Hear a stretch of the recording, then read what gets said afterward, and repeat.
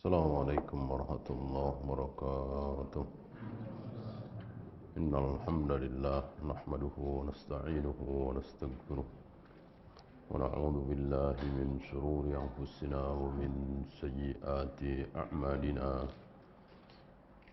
من يهده الله فلا مضل له ومن يضلل فلا هادي له. أشهد أن لا إله إلا الله وحده لا شريك له وأشهد أن محمدا عبده ورسوله. وبعد. Sebelum kita masuk ke lafaz Alhamdulillahirabbil alamin, ada beberapa riwayat tentang Ar-Rahman Ar-Rahim. Saya bacakan. Riwayat ini sahih dari Imam Bukhari. Wa qala an-nabiy sallallahu alaihi wasallam, inna lillahi tis'atan wa tis'in isman. Allah memiliki 99 nama. Tidak mungkinkah 100? 200, 300, 700, 1000? Jawabnya, mungkin. Mungkin. Kenapa dikatakan mungkin lebih dari 100? Sementara Nabi mengatakan 99. Nah, dijawab oleh para ulama, 99 ini pertama, bukan pembatas. Berapa banyak Nabi menyebut 3, 7, 10, tetapi bukan pembatas. Kan kita tahu, ada 10 sahabat yang namanya disebut pasti masuk surga. Apakah sahabat yang dijamin masuk surga cuma 10? Tentu tidak. Bilal gimana? Yang sudah jelas terompahnya, sendalnya berbunyi di surga. Ya. Dan Mus'ab bin Umair, Ja'far bin Abi Thalib, Zaid bin Harithah. Ini kan sahabat-sahabat yang juga wajib kita nyatakan sebagai masuk surga. Karena dinyatakan oleh Nabi masuk surga. Tapi kenapa Nabi mengatakan 10? Itu jawabannya. Bukan pembatas. Ada 3 bayi yang bisa bicara. Setelah kita runut, kita hitung, ternyata ada 5. Nabi mengatakan 3 bukan pembatas. Nah, maka para ulama mengatakan 3 yang dimaksud adalah yang dari Bani Israel. Ada 3 orang yang tidak akan dilihat oleh Allah kelak. Tidak akan diajak bicara oleh Allah kelak. Dan tidak akan diampuni oleh Allah. Dikatakan 3. Ternyata setelah dihitung ada 4 atau 5. Nah, termasuk 99 nama ini. Bukan pembatas. Tapi lebih. Kenapa dikatakan tidak pembatas? Karena Nabi pernah berdoa begini. As'aluka bi ismin huwalak. Sammaita laka bihi nafsak. Au 'allamtahu min ghairi. Ya Allah, aku berdoa dengan nama-namamu yang telah engkau ajarkan kepadaku dan nama-namamu yang belum engkau ajarkan kepada siapapun. Yang engkau sembunyikan di ilmu gaibmu. Nah, berarti 99 ini apa? Yang diajarkan kepada Nabi SAW. Adapun yang diajarkan kepada Nabi Musa beda lagi, yang diajarkan kepada Nabi Ibrahim beda lagi, yang diajarkan kepada Nabi Adam beda lagi. Yang tidak diajarkan kepada siapapun, Jibril enggak tahu, Mikail enggak tahu, ada lagi.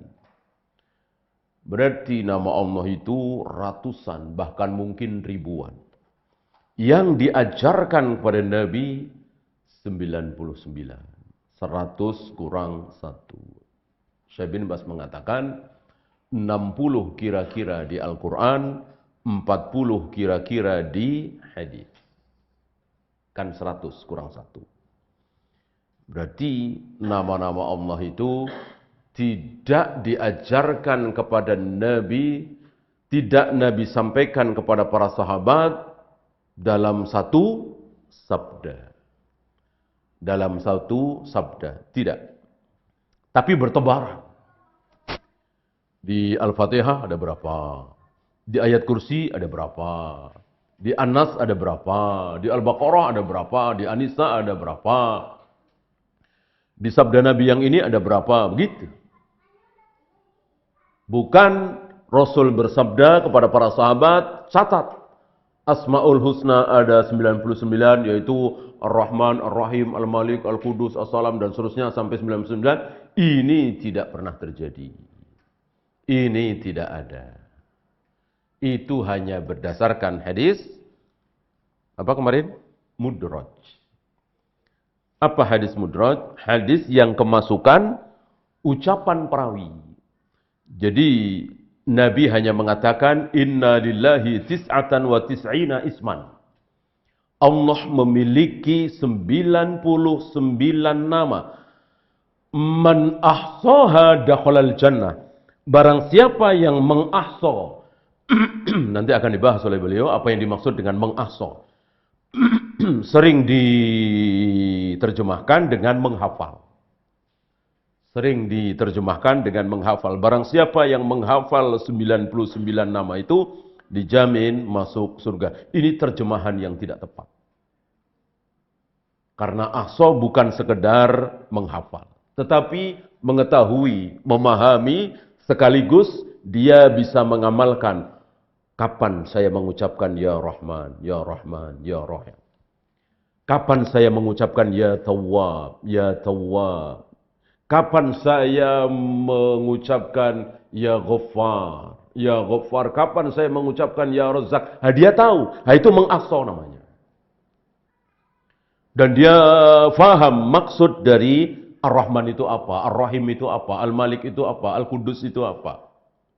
Nah, kemarin kan kita sudah bahas baru sebatas mana Ar-Rahman, mana Ar-Rahim. Kenapa manusia sebejat Fir'aun, sebejat Abu Jahal, Abu Lahab, kok masih bisa tidur nyenyak waktu hidup dulu?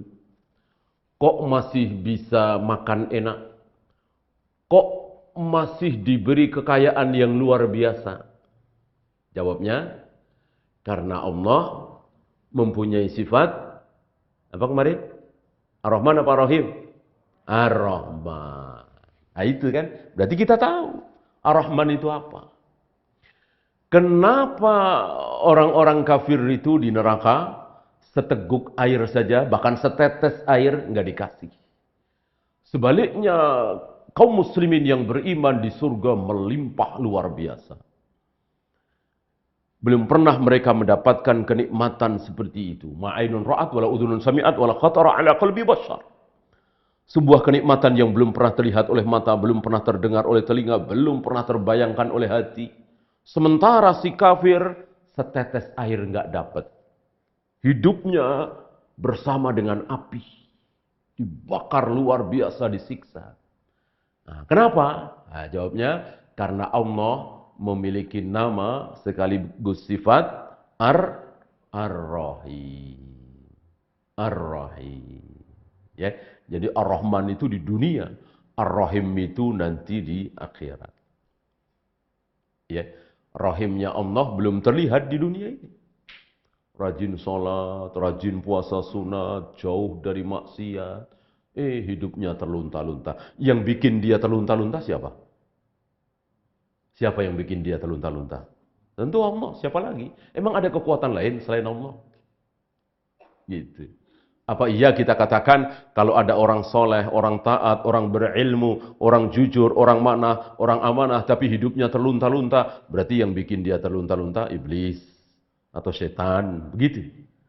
Ya, kalau ada orang kafir, orang musyrik, orang pengkhianat, orang koruptor, orang jahat, hidupnya terlunta-lunta, Allah yang bikin dia terlunta-lunta. Apa begitu? Ini keyakinan syirik. Ini menyekutukan Allah. Mau orang jahat, mau orang adil, mau orang baik, mau orang zalim, ketika dia bahagia, siapa yang bikin dia bahagia? Allah. Ketika dia kaya raya, siapa yang bikin? Allah. Ketika dia miskin kebelangsak, siapa yang bikin? Allah. La haula wa la quwwata illa billah. Ya. Itulah rahim Allah itu belum terlihat di dunia ini. Kan sering orang bertanya karena nggak paham. Kan dia baik, kan dia jujur, kan dia nggak neko-neko, kan dia tanggung jawab. Kok malah sengsara hidupnya? Dia nggak paham. Kalau Allah itu mempunyai nama dan sifat Ar-Rahim.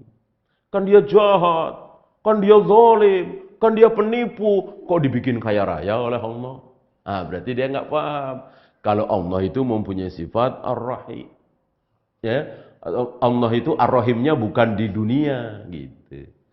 Baru di dunia ini baru Ar-Rahman. Gitu ya.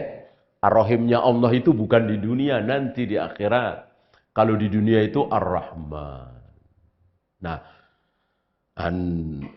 untuk selanjutnya, tentu ini pembahasan khusus ya, bukan pembahasan kita terbahas karena masalah tafsir saja. Pembahasan khusus, ya kita harus belajar. Bagaimana fikih Asmaul Husna itu. Ar-Rahman maksudnya bagaimana, Ar-Rahim maksudnya bagaimana, Al-Aziz, Al-Ghafur, Al-Ghaffar, Al-Jabbar, Al-Malik. Maksudnya bagaimana? Sifatnya bagaimana? Di mana kita sebut? Gitu. Jangan sampai salah sebut. Jangan sampai kita sedang minta ampun, kita malah menyebut ya Jabbar, ya Jabbar, ya Jabbar, ampuni aku. Ini nggak tepat. Walaupun ucapan ya Jabbar nggak salah, memang Allah Jabbar. Tetapi ketika dia sedang minta ampun kepada Allah, yang disebut-sebut Jabbar, ini tidak tepat, salah. Ketika kita sedang mohon ampun kepada Allah, mestinya kita sebut ya Ghaffar, ya Ghaffar. Gitu ya. Ini pembahasan dalam fikih Asmaul Husna. Nah, man ahsaha dakhalal jannah, barang siapa yang mengahsa nama-nama tersebut dijamin masuk surga. Sampai di situ sabda Nabi. Sampai di situ sabda Nabi, titik. Tapi hadis ini, sabda Nabi ini kemasukan ucapan perawi. Ada seorang perawi entah siapa memasukkan kalimat, adapun nama-nama Allah yang 99 itu adalah Ar-Rahman, Ar-Rahim, Al-Malik, Al-Qudus, As-Salam, terus sampai 99 yang biasa kita dapati di halaman akhir mushaf-mushaf Al-Quran di negeri kita ini. Dan itu bukan apa? Bukan sabda Nabi sallallahu alaihi wasallam. Itu ucapan perawi, masuk ke situ, dimasukkan ke situ. Persis seperti ucapan Nabi, innal mu'mina ja'al yawmal qiyamati ghurral muhajjirin min atharil wudu. Seorang mukmin itu nanti pada hari akhirat akan datang dengan wajah berseri-seri, tangan berseri-seri, kaki berseri-seri karena bekas wudu. Sampai di situ sabda Nabi.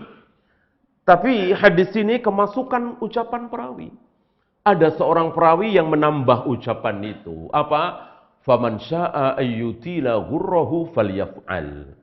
Barang siapa yang ingin memanjangkan bekas wudunya itu, maka silahkan lakukan. Kalau wudu kan biasa sampai siku tangan ya. Jika ingin berseri-serinya itu tambah panjang, panjangkan sampai ke ketiak. Kalau wudu kan sampai mata kaki itu.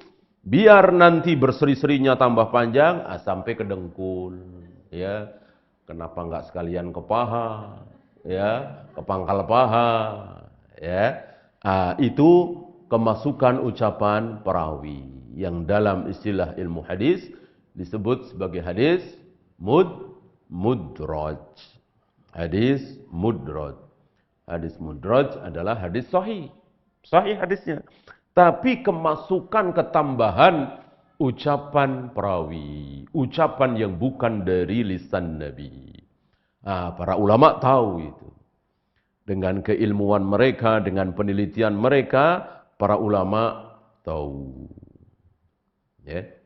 Oleh karena itu, 99 Asmaul Husna yang sering kita dapati di halaman akhir mushaf-mushaf Al-Quran itu bukan sabda Nabi, ini yang pertama. Karena bukan sabda Nabi tentu tidak terjamin kebenarannya, kan begitu.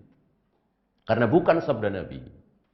Siapapun yang bicara tentu bisa benar, bisa salah. Yang tidak mungkin salah, yang pasti benar, hanya sabda Nabi SAW. Ini yang pertama. Setelah diteliti, salah satu yang meneliti adalah Syekh bin Baz. Ternyata ada 25 atau 26 yang salah, yang keliru. Ada yang mestinya dimasukkan, tidak dimasukkan. Ada yang mestinya tidak dimasukkan, malah dimasukkan. Oleh karena itu, kita tidak boleh menjadikan itu sebagai pegangan. Ya, seandainya kita tidak tahu 99, dan banyak para ulama nggak tahu keseluruhannya. Karena Nabi memang tidak pernah mengatakan, yang 99 itu adalah ini. Persis seperti malam Lailatul Qadar. Nabi tidak menyatakan, bahkan mungkin juga nggak tahu. Nabi hanya mengatakan kalau tidak malam 21, ya 23. Atau 25, 27, 29. Padahal kan satu. Antara itu. Ya. Begitu juga Asmaul Husna. Nabi tidak menyatakan yang mana. Yang jelas, Ar-Rahman, Ar-Rahim, Al-Malik, Al-Quddus. Ya. Banyak ayat-ayat yang mengandung Asmaul Husna. Wa huwal ghafurur rahim. Udah jelas itu. Al-Ghafur Ar-Rahim. Ya. Dan seterusnya. Kemudian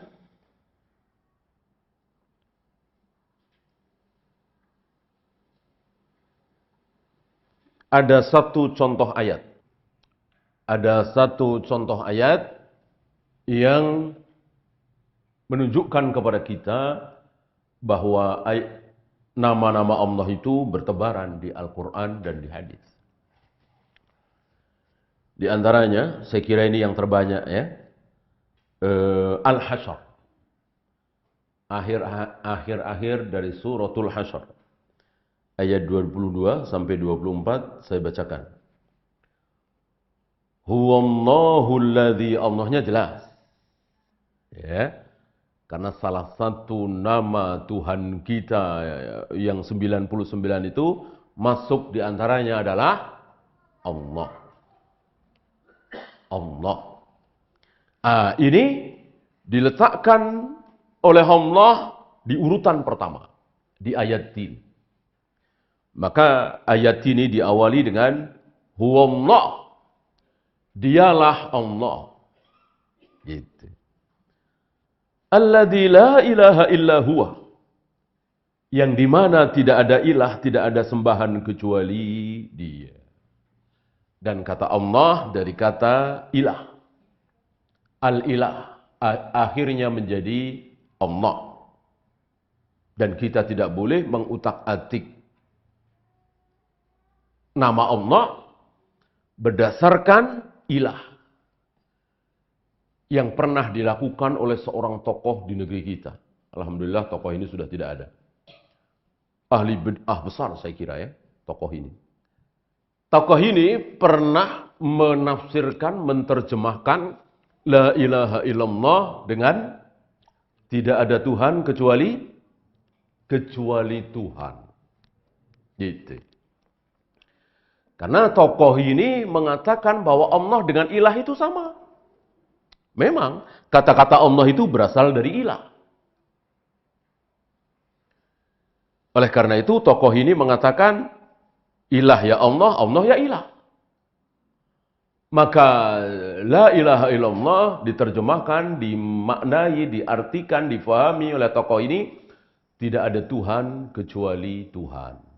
Hanya Tuhan yang pertama T-nya kecil. Tuhan yang kedua T-nya besar. Ya. Ini sebuah tafsiran yang baru muncul oleh dia ini. Sebelum tokoh ini nggak ada tafsiran seperti itu. Indonesia ya, kan kata-kata Tuhan tidak ada dan seterusnya, itu kan bahasa Indonesia. Gitu. Maka tidak ada Tuhan kecuali Tuhan, ya hanya ada di Indonesia. Nah, kan ulama-ulama, tokoh-tokoh yang berilmu di Indonesia ini banyak sekali. Tokoh ini kan hidup, meninggal kira-kira tahun 2000-an kalau tidak salah ya. Sebelum itu kan ada Hamka, ada Hasbi As-Siddiqi, ada Hasan, Abdul Qadir Hasan. Ulama-ulama kita kan banyak sekali. Tidak ada satu pun dari mereka yang menerjemahkan la ilaha illallah dalam bahasa Indonesia menjadi tidak ada Tuhan kecuali Tuhan. Ya. Sebetulnya terjemahan ini dalam rangka untuk menjauhkan kaum muslimin dari pemahaman yang hak. Dan itu sebuah proyek besar, kita tahu lah. Ya. Liberal. Ya. Dan didanai oleh orang-orang kufar. Dan bukan hanya itu kan.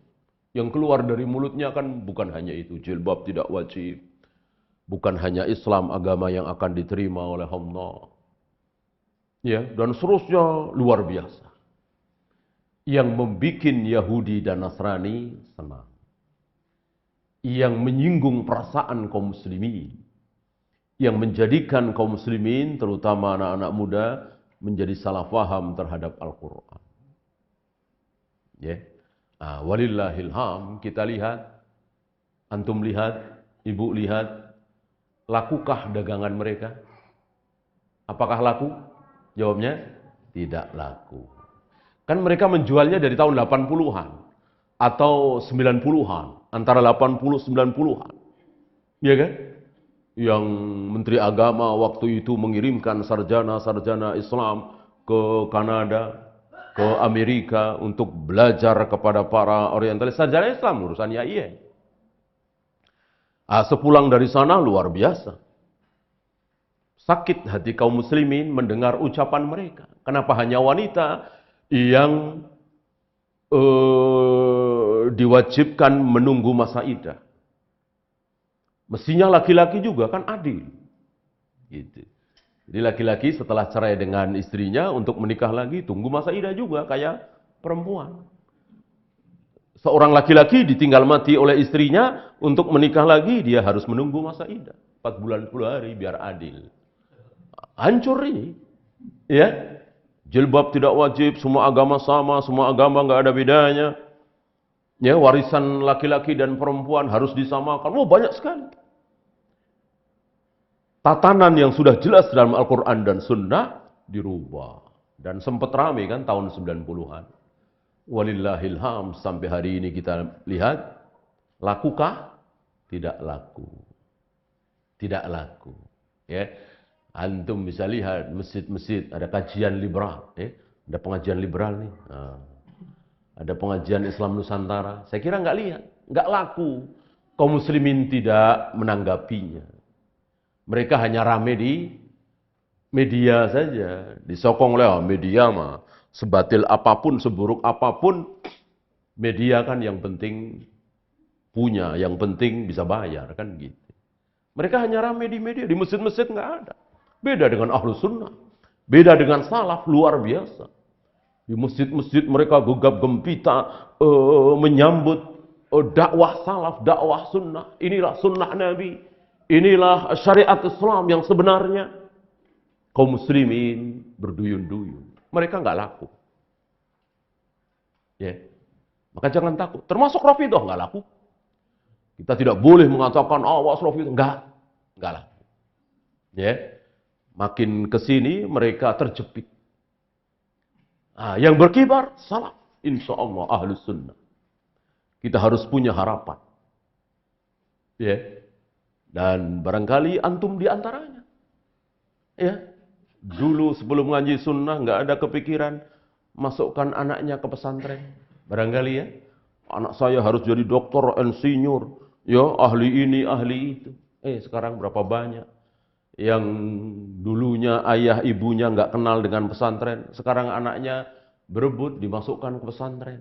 Ya, tentu pesantren salaf. Ini kan tinggal nunggu waktu. Entah 30 tahun lagi, 40 tahun, 50 tahun, berapa ribu ustadz salaf. Sekarang saja sudah banyak. Ya. Kita berharap. Jangan kaum muslimin ditakut-takuti. Ini kan harapan. Ketika kaum muslimin terus menyibukkan diri dengan ilmu sunnah. Ya. Ini sedikit tentang la ilaha illallah yang diterjemahkan secara sesat. Tidak ada Tuhan kecuali Tuhan. Huwallahul ladzi la ilaha illa huwa. Dialah Allah yang tidak ada ilah kecuali Dia. Alimul ghaibi wasyahadah. Dia mengetahui yang gaib dan yang syahadah. Berlawanan. Syahadah bukan gaib, gaib bukan syahadah. Syahadah bisa disaksikan, gaib tidak bisa disaksikan. Hanya gaib ini bertingkat-tingkat. Ada gaib yang mutlak. Bagaimana surga, bagaimana neraka, bagaimana siksa kubur, ini mutlak. Tidak ada yang tahu kecuali Allah. Ada gaib yang tidak mutlak.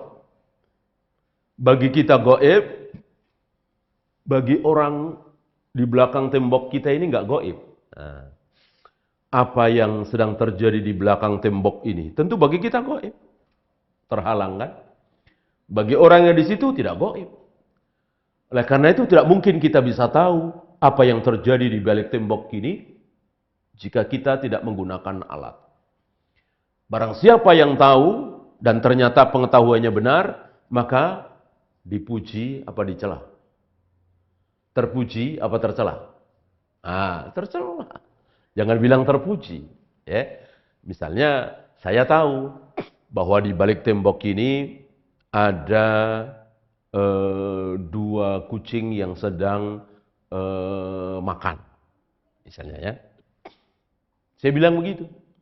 Yang satu kucingnya putih, yang satu abu-abu. Setelah dicek, betul. Maka saya terpuji apa tercela? Tercela. Kecuali Nabi, kecuali Rasul. Kan sudah tidak ada lagi Nabi Rasul. Berarti saya diberitahu oleh siapa? Oleh setan. Tentu malu kan? Diberitahu oleh setan, jin. Berarti saya bekerja sama dengan setan, jin. Aib. Malu. Maka apa yang diistilahkan orang dengan punya indera keenam, ini kelebihan apa kekurangan? Kekurangan, tercela, aib, malu. Malu. Malu. Karena apa? Karena yang memberitahu dia itu pasti setan. Gak mungkin malaikat. Kalau malaikat ya berarti dari Allah dong. Kalau dari Allah apa? Wahyu. Berarti Nabi dia, Rasul dia. Nggak bisa. Ya. Kecuali yang sifatnya firasat. Yang sifatnya firasat bisa. Dan firasat itu Allah menuntun kita untuk berbuat sesuatu. Atau untuk tidak berbuat sesuatu. Begitu. Bukan Allah memberitahukan kepada kita bahwa nanti akan begini, nanti akan begitu. Oleh karena itu kamu jangan begini, kamu jangan begitu. Tidak.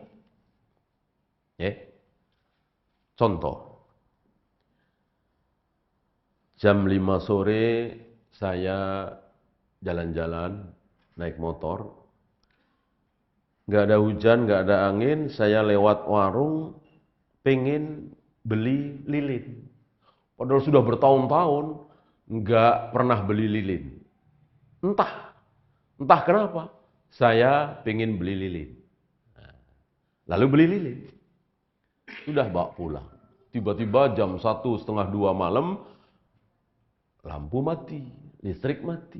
Nah, itu kira-kira. Ya.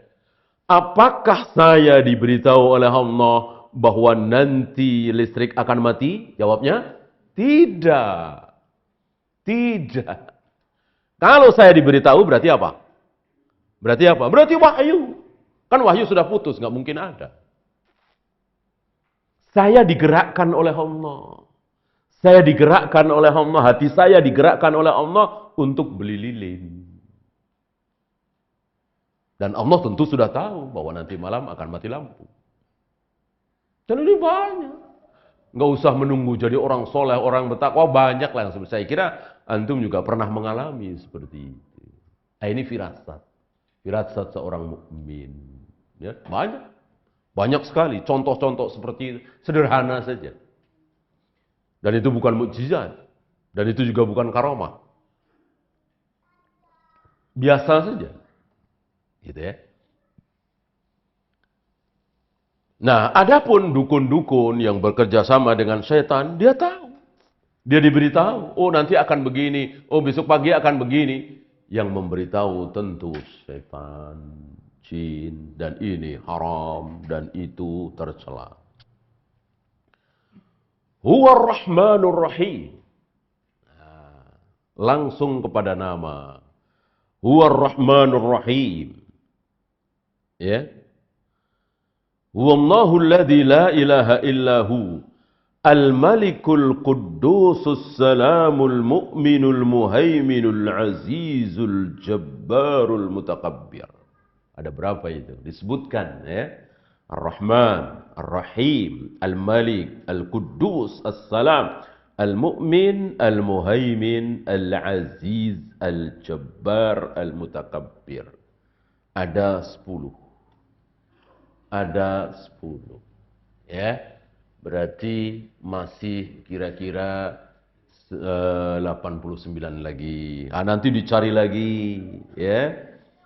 Huwallahul khaliqul bari'ul musawwir. Ada 3 lagi. Nanti dicari lagi di ayat kursi, dicari lagi di Al-Fatihah, nanti dicari lagi di hadis-hadis Nabi. Akhirnya dan pasti berakhir dengan angka 99. Hanya karena itu bukan dari Nabi, ya 1-2 para ulama berselisih, mungkin. Wajar itu. Sebagaimana malam Lailatul Qadar, ada yang menekankan malam 27. Ada yang menekankan malam 21. Ya namanya karena memang tidak ada dalil. Secara qat'i. Kalau sudah ada dalil sabda Nabi bahwa malam Lailatul Qadar malam 27, ya sudah selesai. Sama dengan ini. Tapi setidaknya di ayat ini tidak ada perselisihan. Saya yakin seluruh para ulama menerima ayat ini. Bahwa di antara Asma'ul Husna ini adalah Ar-Rahman, Ar-Rahim, Al-Malik, Al-Qudus, As-Salam, Al-Muhaimin, Al-Aziz, Al-Jabbar, Al-Mutakabbir, Al-Khaliq, Al-Bari, Al-Musawwir, Al-Aziz, Al-Hakim. Sudah berapa itu? Ya? Itu dia. Kenapa terjadi perselisihan?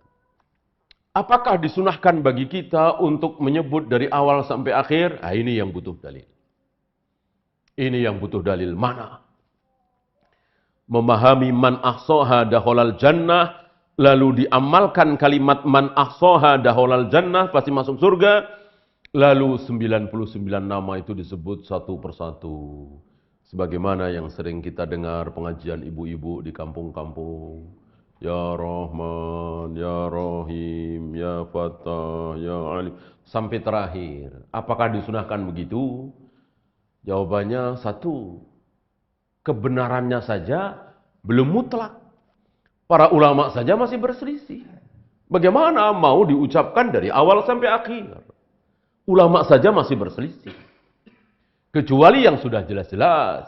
Ya Aziz, Ya Jabbar, Ya Rahman, Ya Rahim. Ini sudah jelas. Tapi yang 25 atau 26 tadi, kan masih berselisih. Ya. Oleh karena itu menyebut Asmaul Husna dari awal sampai akhir, sebagaimana yang dilakukan oleh sebagian saudara-saudara kita, ini tidak tepat. Yang tepat apa? Ucapkan satu-satu. Atau mungkin dua. Sesuai dengan kebutuhan kita, permohonan kita. Kita sedang minta apa kepada Allah? Ya, minta rizki, jangan ya Ghafur, tapi ya Razzaq. Minta ampun, jangan ya Razzaq, tapi ya Ghaffar. Minta kasih sayang, minta ini, minta. Saya kira ini ada dalam pembahasan khusus. Fikih Asmaul Husna. Banyak para ulama menulis kitab khusus ini. Yang dengan kitab khusus ini kita bisa tahu ini letaknya di mana, ini letaknya di mana, ini maksudnya apa, ini maksudnya apa. Ya. Ya seperti az-zahir saja. Itu kan diterangkan langsung oleh Nabi. Apa yang dimaksud bahwa Allah itu az-zahir? Laisa fawqahu syai'. Tidak ada sesuatu yang berada di mana? Di atasnya Allah. Gitu. Seandainya ada sesuatu yang berada di atasnya Allah, berarti Allah tidak az-zahir. Maksud az-zahir adalah Allah itu berada di atas segala sesuatu. Maka arsy, matahari, langit, bumi, gunung, laut, semua berada di bawah Allah. Dan itu diketahui secara fitrah. Maka tidak ada yang memberitahu, tidak ada yang ngajarin. Tapi banyak manusia ketika butuh kepada Tuhannya, kepada Allah, itu menengadah ke atas. Ya, menengadah ke atas. Gitu. Ada seorang tokoh Mu'tazilah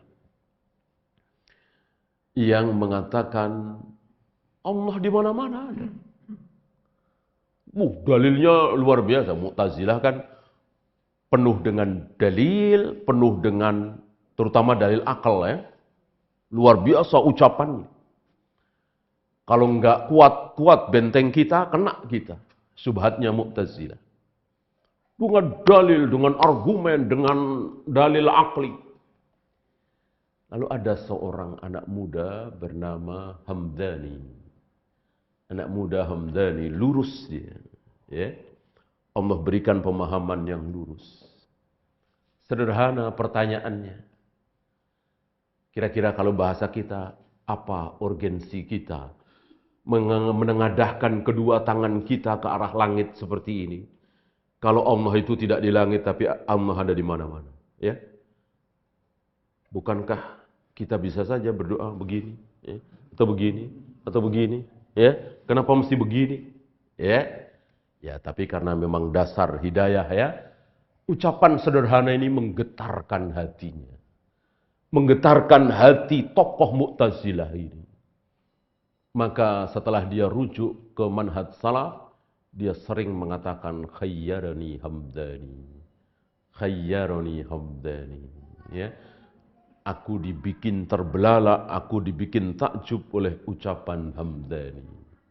Ya tentu ini semua hidayah dari Allah. Ya, kalau dasar memang tidak diberi hidayah, ya nggak usah Hamdani. Ucapan Imam Syafi'i nggak mempan.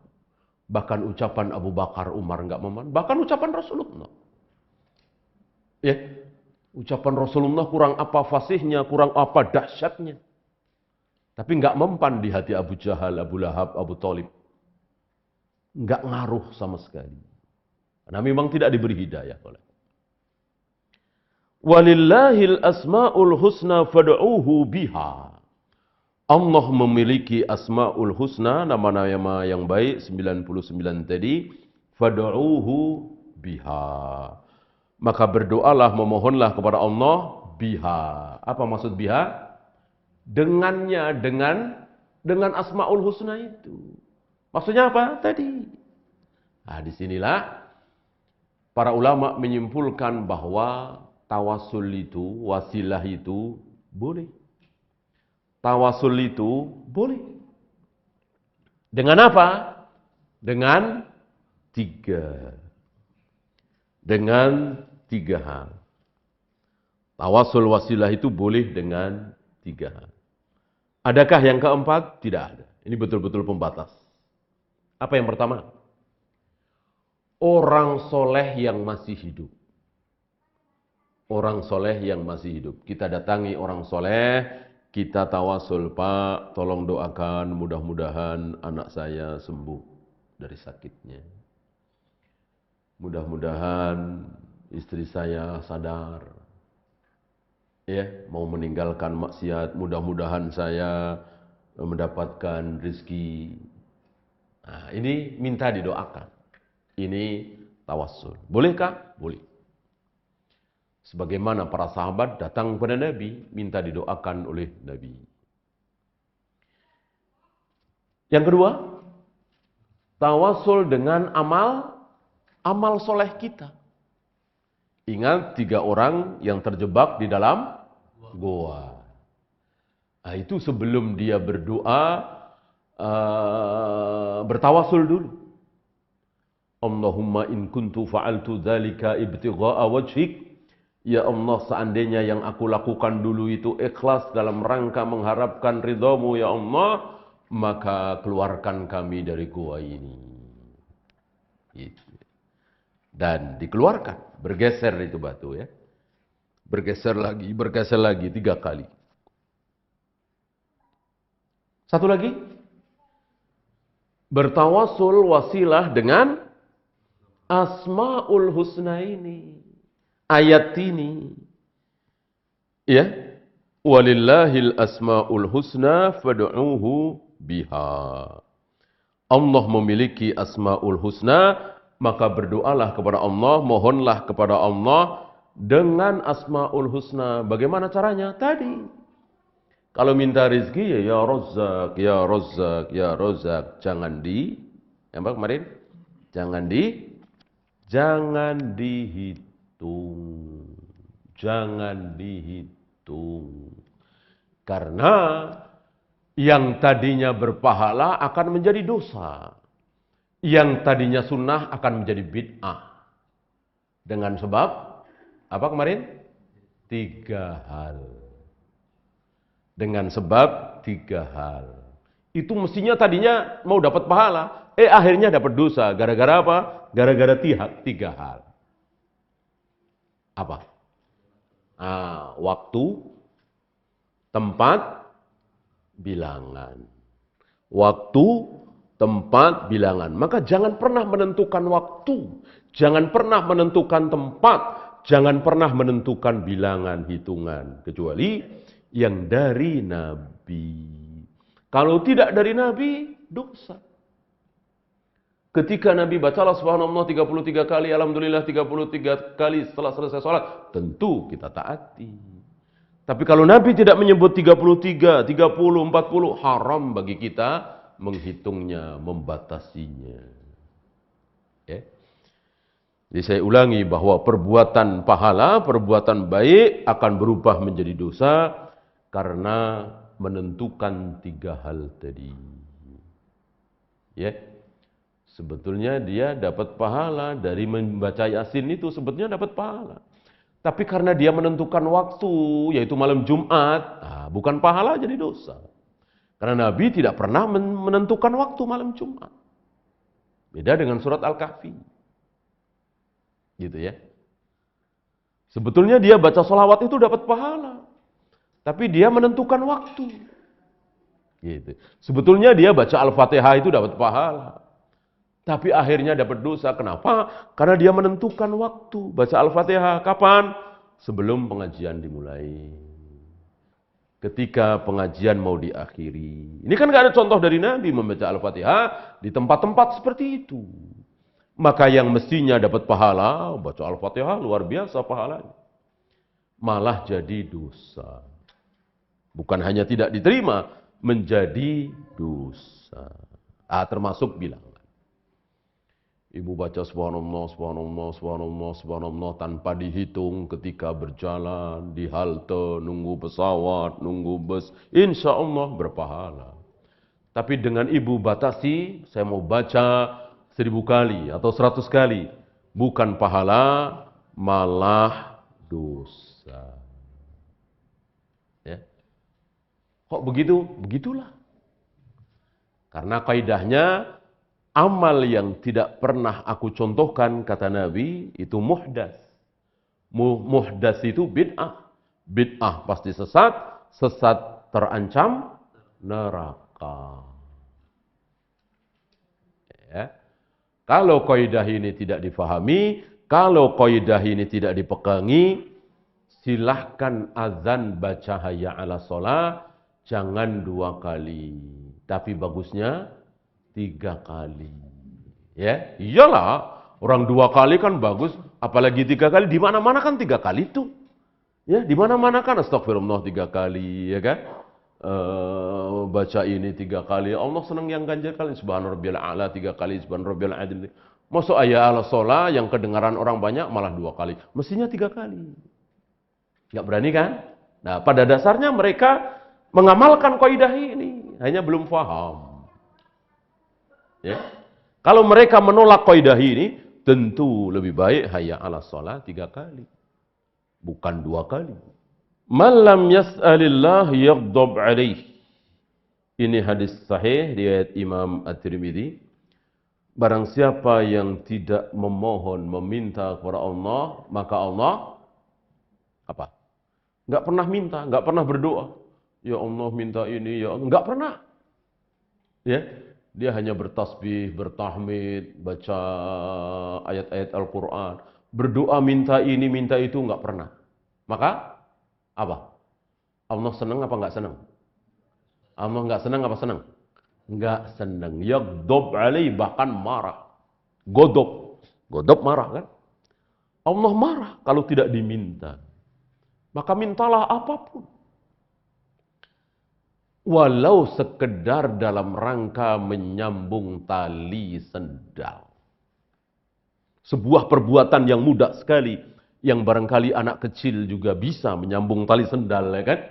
Sendal di zaman Nabi kan sendal yang ada talinya. Tali ini sering sekali putus. Untuk menyambungnya mudah sekali. Tapi jangan mentang-mentang mudah lalu tidak berdoa kepada Allah. Maka berdoalah kepada Allah, mohon pertolongan kepada Allah supaya bisa sukses menyambung tali sendal. Ya. Maka dikit-dikit berdoa, dikit-dikit berdoa, mestinya seperti itu. Satu lagi.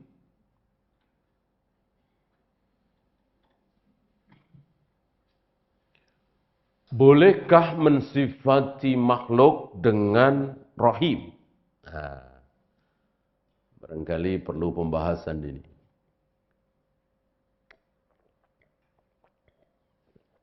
Kalau nama jelas nggak boleh. Yang baru datang tadi namanya siapa? Namanya Ar-Rahim. Boleh nggak? Nggak boleh. Itu bapak-bapak yang pakai baju biru itu namanya siapa? Ar-Rahman. Boleh nggak? Nggak boleh. Al-Aziz, Al-Quddus, nggak boleh kan? Tapi sifat rahim, boleh apa tidak? Si fulan ini rahim sekali sama ibunya. Si fulan ini rahim sekali sama teman-temannya. Boleh apa tidak? Jawabnya, boleh. Boleh. Mana dalil? Akhir surat At-Taubah, saya bacakan ya. Laqad ja'akum rasulun. Sungguh telah datang di tengah-tengah kalian seorang rasul. Min anfusikum, dari diri kalian. Berarti bukan dari bangsa malaikat, bukan dari bangsa jin. Tafsiran pertama. Tafsiran kedua, bukan orang Eropa, bukan orang Asia, bukan orang Afrika, tapi orang Arab. Sama dengan kalian. Jadi khitabnya di sini orang-orang Arab, Quraisy. Ada 2 tafsiran. Azizun alaihi ma'anittum. Berat bagi dia, sedih bagi dia, ketika kalian menderita. Ada kata aziz. Al-aziz kan sifat Allah, nama Allah. Nama sekaligus sifat Allah, Al-Aziz. Di sini siapa aziz di sini? Nabi SAW. Bukan Allah, berarti boleh. Azizun alaihi ma'anitum. Ini sifat kan? Salah satu sifat Nabi adalah aziz. Apa aziz di sini? Berat. Sedih. Ma'anitum. Apa yang membuat kalian sengsara? Jadi kalau umat Islam ini sengsara, sedih sekali beliau. Harisun alaikum. Sangat ingin kalian beriman. Bil mu'minina ra'ufur rahim. Terhadap orang-orang mukmin, dia ini, Muhammad ini, ra'uf rahim. Ini kalau pakai alif lam jadi apa? Ar-ra'uf, ar-rahim. Kalau pakai alif lam jadi apa? Jadi nama Allah. Nah ini alif lamnya dihilangkan menjadi Ra'uf, Rahim, Aziz. Siapa? Nabi Muhammad SAW. Nah terjawablah pertanyaan tadi. Bolehkah selain Allah diberi sifat Ar-Rahman, diberi sifat Rahim, Aziz, Ra'uf? Jawabnya boleh. Allahu ta'ala a'lam. Iya, itu saja. Ada pertanyaan, silakan. Ustaz, Ya. menamakan Masjid Ar-Rahman. Enggak boleh. Masjid, orang, yayasan, organisasi, gedung, pokoknya semua. Tidak boleh ada nama di muka bumi ini yang merupakan nama Allah. Rahman, Ar-Rahim, Al-Malik, Al-Qudus. Tidak boleh. Kalau mau pakai bait, Baitur Rahman, Baitur Rahim, memang benar. Masjid itu kan Baitullah, rumahnya Allah. Baitur Rahman, rumahnya Ar-Rahman. Baitur Rahim, rumahnya Ar-Rahim. Ar-Rahman, Ar-Rahim siapa? Allah.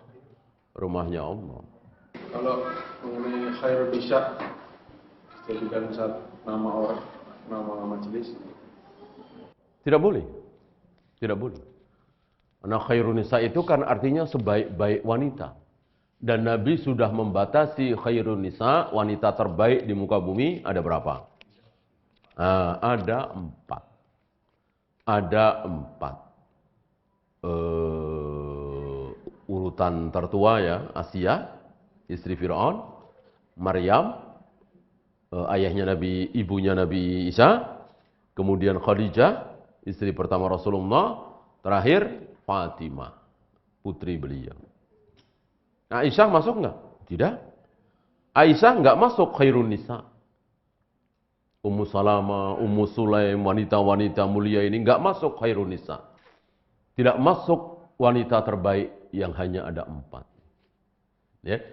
Aisyah aja enggak masuk, gimana istri kita? Gimana putri kita? Ya. Maka menamakan putri kita dengan khairun nisa nggak boleh. Ini gulu berlebihan. Sebaik wanita terbaik di muka bumi itu khairun nisa. Bagaimana majelis taklim? Ya nggak boleh lah. Bagaimana? Pokoknya semuanya. Ya. Jadi khairun nisa ini tidak boleh dipakai sebagai nama apapun.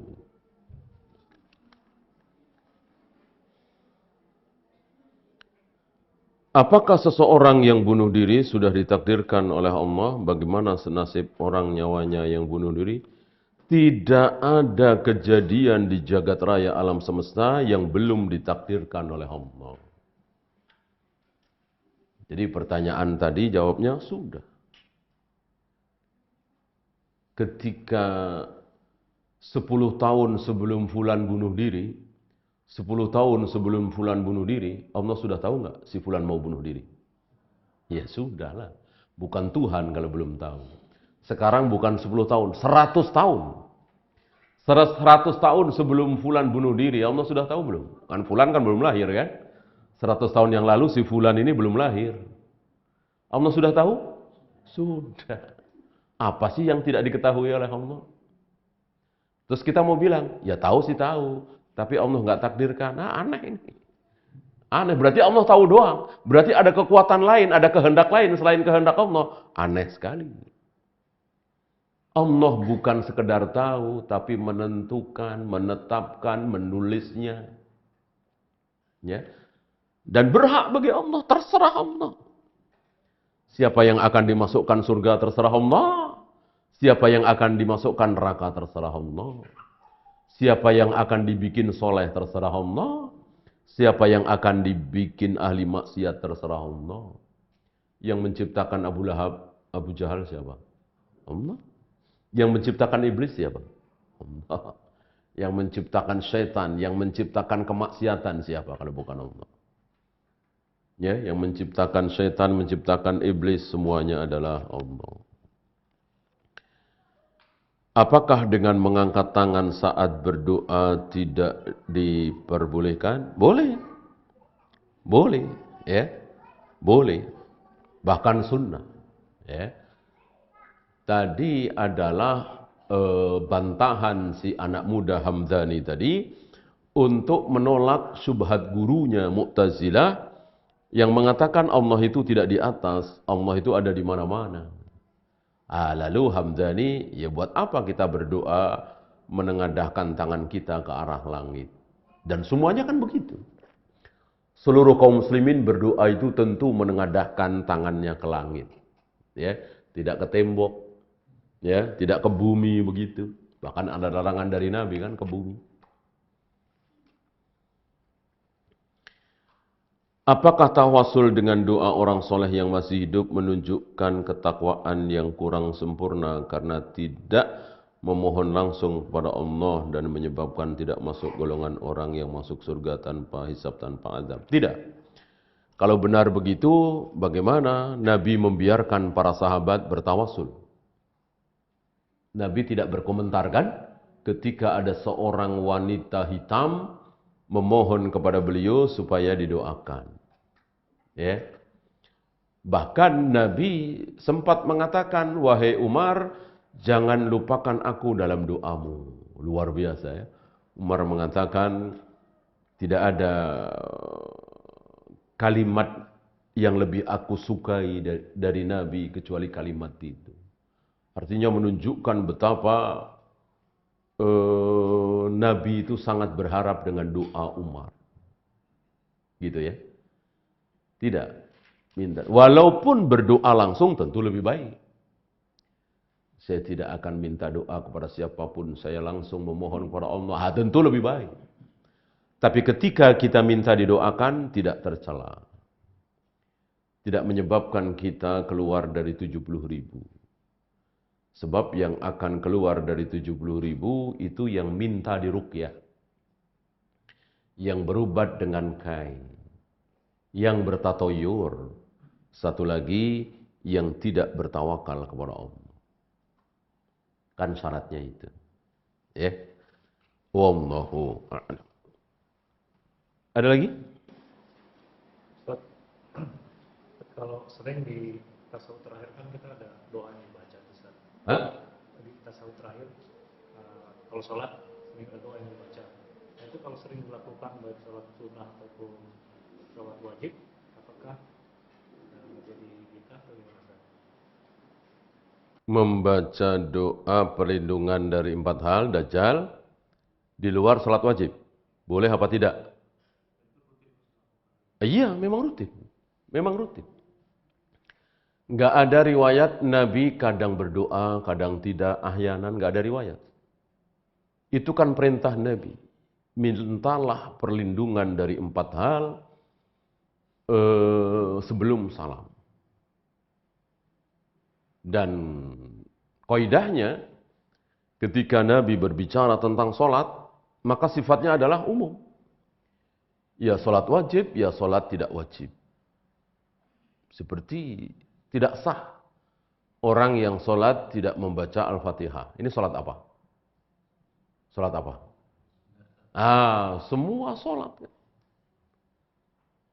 La sholata liman lam yaqra' bi Fatihatil Kitab. Tidak sah sholatnya orang yang tidak membaca Al-Fatihah. Sholat apa? Ya semua sholat. Ya sholat wajib, ya sholat duha, ya sholat tahajud, tidak sah. Oleh karena itu ketika Nabi mengatakan mohonlah perlindungan dari 4 hal sebelum salam dalam sholat. Sholat apa? Ya semua sholat. Mengatakan bahwa itu khusus sholat wajib, butuh dalil. Mengatakan itu umum sholat apa saja, tidak butuh dalil. Paham ya?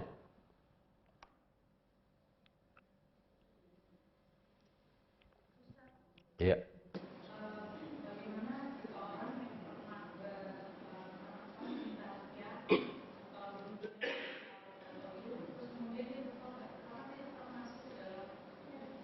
Iya, iya. Kita boleh berharap, harus berharap. Kenapa? Karena orang yang bertaubat dari sebuah dosa di mata Allah adalah apa? Adalah sama dengan orang yang belum pernah berbuat dosa tersebut. Ambil contoh seorang pelacur yang sudah ratusan kali berzina, lalu dia bertaubat, taubatan nasuha. Maka di mata Allah sama dengan apa? Sama dengan wanita yang belum pernah berzina. Ini murahnya Allah, ini baiknya Allah. Kalau di mata manusia kan tidak. Ya, walaupun diam, senyum, tetap aja di hatinya ya. Nah, dulu melacur loh. Ya, berapa kali berzina. Nah, itu manusia. Allah tidak, Allah lupakan. Nah, dengan kaidah ini, walaupun dulu kita pernah minta ruqyah, bertatoyur segala macam yang 4 tadi, kemudian kita bertaubat dengan taubatan nasuha, maka di mata Allah kita sama persis dengan orang yang belum pernah minta diruqyah. Belum pernah bertatoyur, belum pernah berobat dengan kain dan seterusnya. Wallahu a'lam.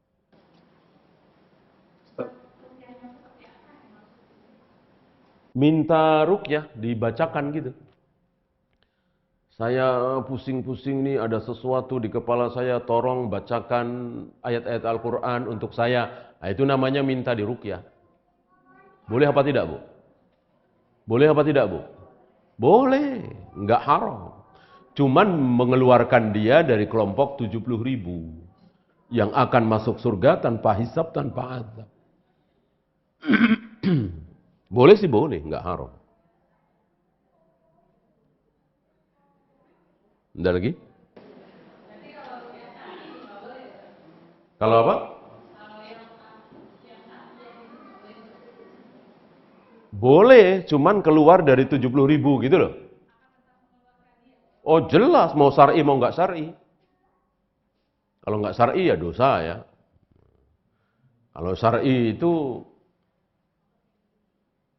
bener nggak syar'i gitu ya. Sama dengan cicilan syar'i, asuransi syar'i, syariah, bener nggak gitu kan? Bank syariah, bener nggak ada ribanya. Nah, termasuk ruqyah syar'i, bener nggak syar'i? Ada orang kesurupan atau sakit diruqyah oleh 4 orang beramai-ramai. Syar'i nggak itu kira-kira? Syar'i nggak?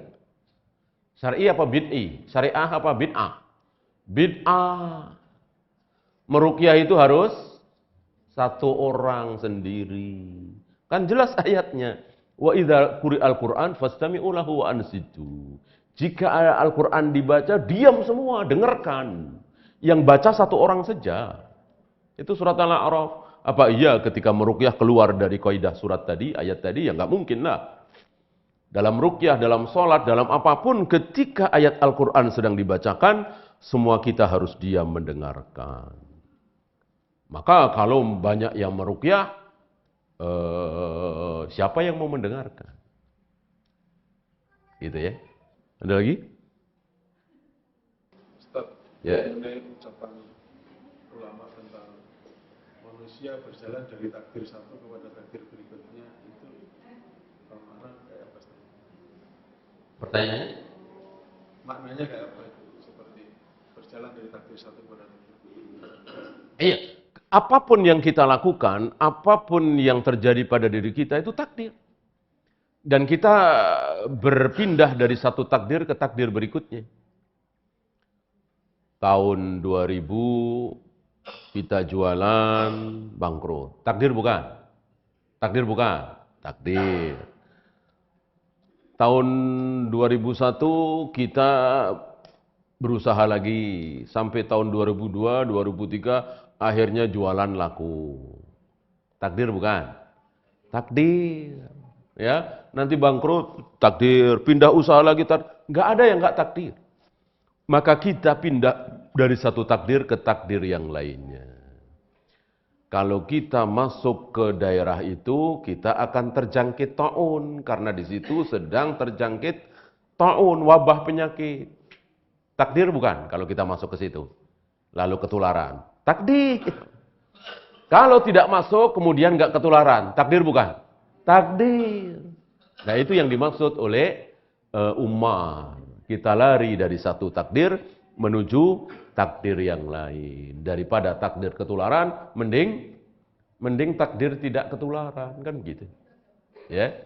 Kalau kita ugal-ugalan, naik motor nggak ada remnya, nabrak, takdir bukan?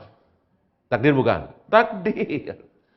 Nah, kalau kita pakai motor yang baik, remnya bagus, nggak ngebut, akhirnya selamat, takdir bukan? Takdir. Semuanya takdir, nggak ada yang takdir. Maka daripada takdir tabrakan, mending takdir nggak tabrakan. Makanya jangan ngebut, makanya remnya harus pakem dan seterusnya. Gampang kan? Mudah sekali memahami takdir ini. Kalau memakai kaidah ahlus sunnah.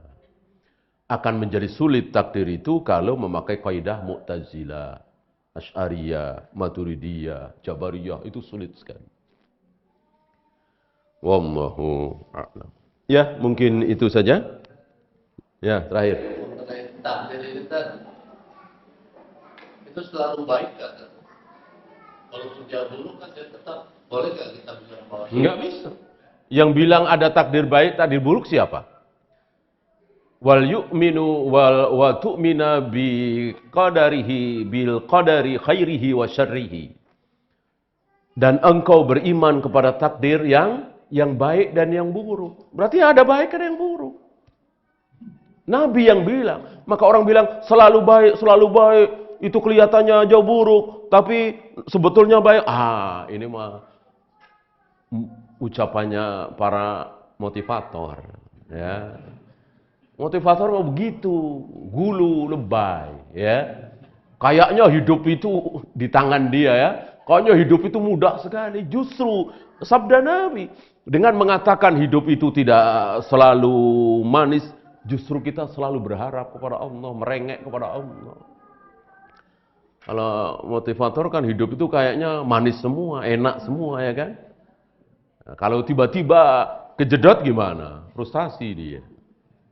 Ya. Nabi yang mengatakan takdir itu ada yang baik, ada yang buruk.